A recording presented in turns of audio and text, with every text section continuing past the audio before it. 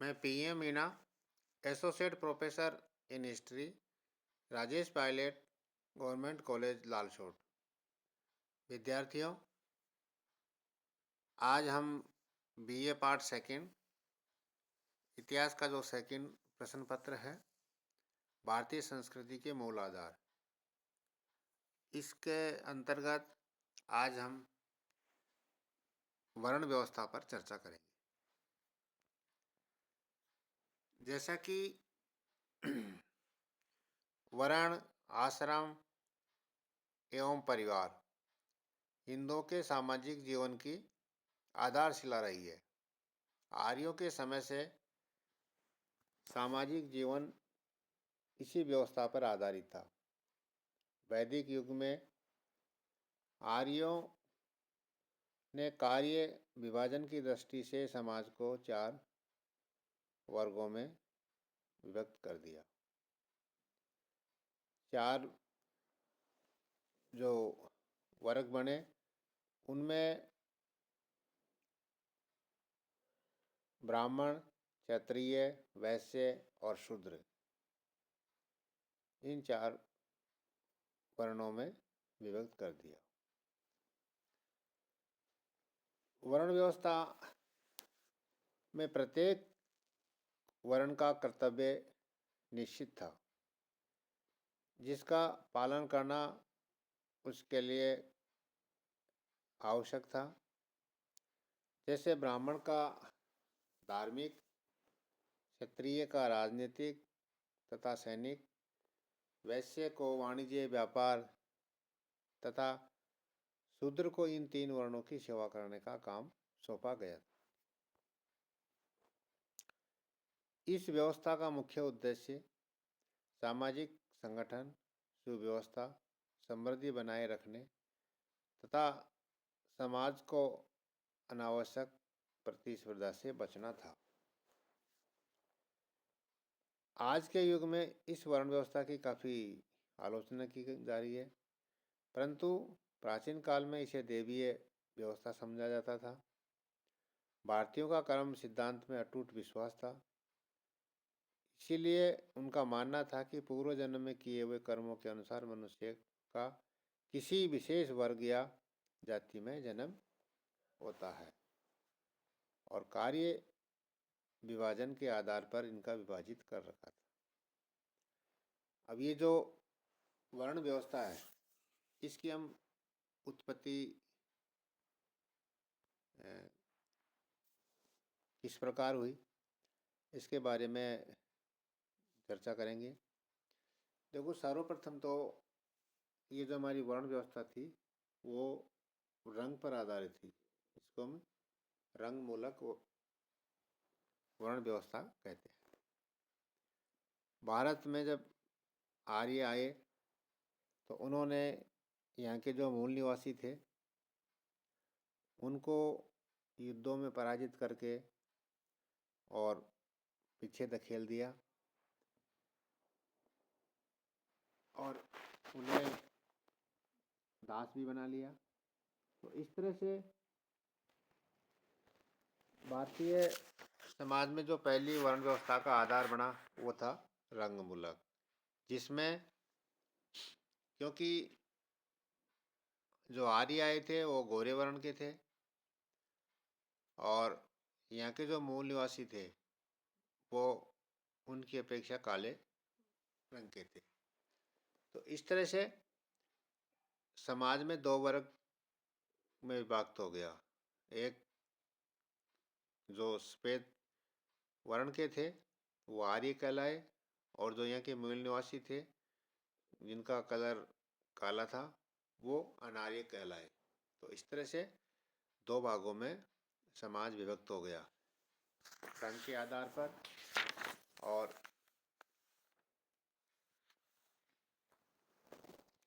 आर्य अपनी रक्त शुद्धता को बनाए रखना चाहते थे, इसलिए उन्होंने अनार्यों से संपर्क स्थापित नहीं किया। इसके अतिरिक्त दोनों वर्गों की जाति, भाषा और संस्कृतियां भी भिन्न थी। बाद में हम देखते हैं कि इस व्यवस्था को एक तरह से ईश्वर द्वारा प्रदत्त व्यवस्था के रूप में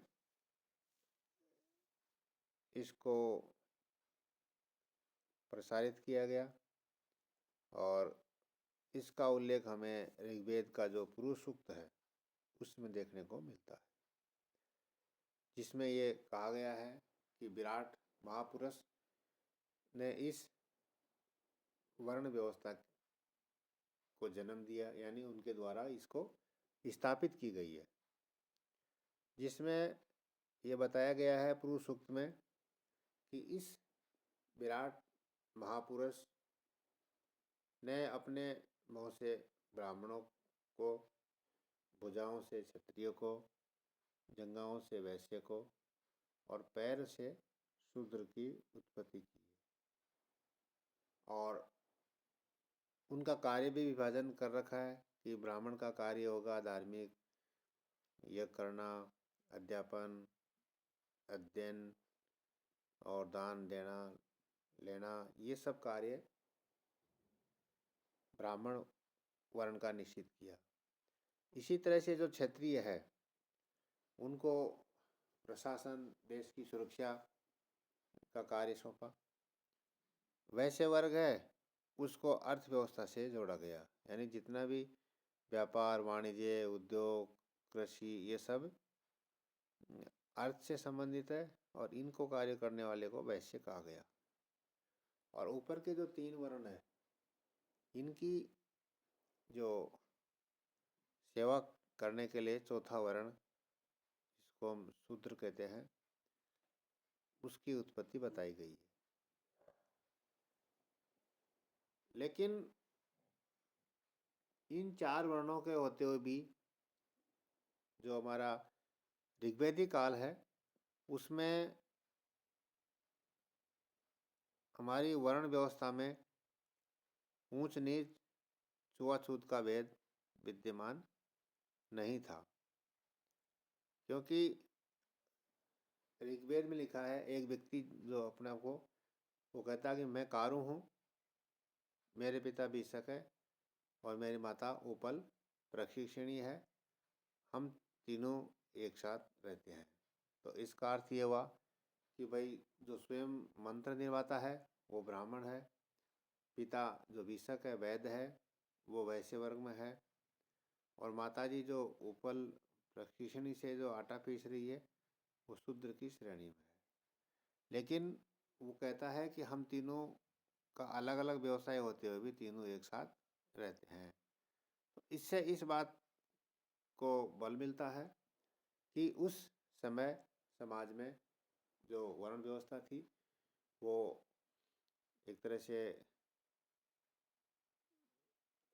ऊंच नीच की भेदभाव उसमें नहीं था और उनका जो कार्य है वो उनकी रुचि के अनुरूप था। प्रारंभ में ये व्यवस्था बहुत ही अच्छी थी, क्योंकि रुचि के अनुसार व्यक्ति अपना व्यवसाय करता था और व्यवसाय में किसी प्रकार की छुआछूत, ऊंच नीच की भावना नहीं थी। लेकिन हम देखते हैं कि धीरे धीरे उत्तर वैदिक काल में ये जो आपकी वर्ण व्यवस्था है इसमें ऊंच नीच, छुआछूत की भावना का जन्म धीरे धीरे होना प्रारंभ हो गया था। और क्योंकि अब जो हमारी वर्ण व्यवस्था है वो जन्म पर आधारित हो गई कि जिस व्यक्ति का जिस वर्ण में जन्म होगा वही उसका वर्ण होगा। ब्राह्मण के घर में जन्मने वाला व्यक्ति ब्राह्मण ही होगा, भले ही वो अयोग्य हो। क्षत्रिय के घर में जन्म लेने वाला व्यक्ति क्षत्रिय ही होगा। और तो इस तरह से अब समाज की जो वर्ण व्यवस्था है वो जाति के आधार पर विभक्त हो गई। समाज में यहीं से जो हम जो देखते हैं जाति प्रथा वो देखने को मिलती है। हालांकि ये जो हमारी वर्ण व्यवस्था है, ये जो प्रारंभ में जो इनको बनाने का जो एक उद्देश्य था, वो ये था कि समाज में एक कल्याणकारी की भावना का विकास होगा, सामाजिक संगठन सुव्यवस्था की शिक्षा देता है,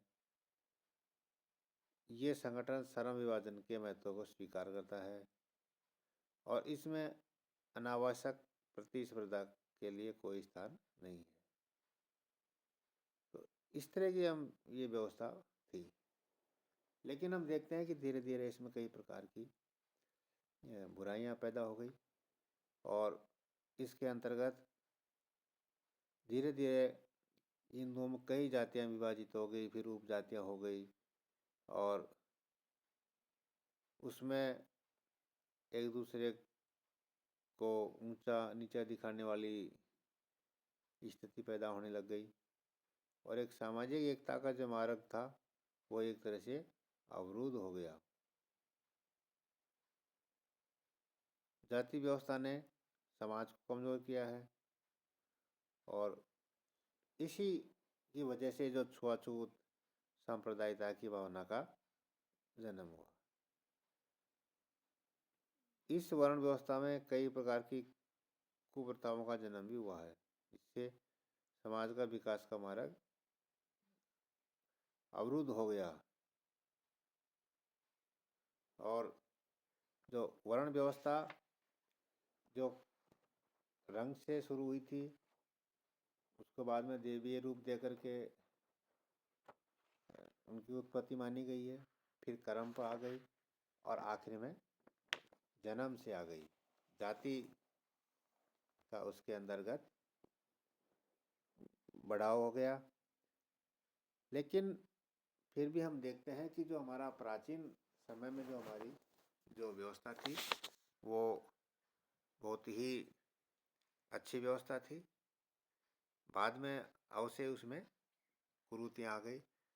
तो इस तरह से ये हमारी प्राचीन वर्ण व्यवस्था में देखने को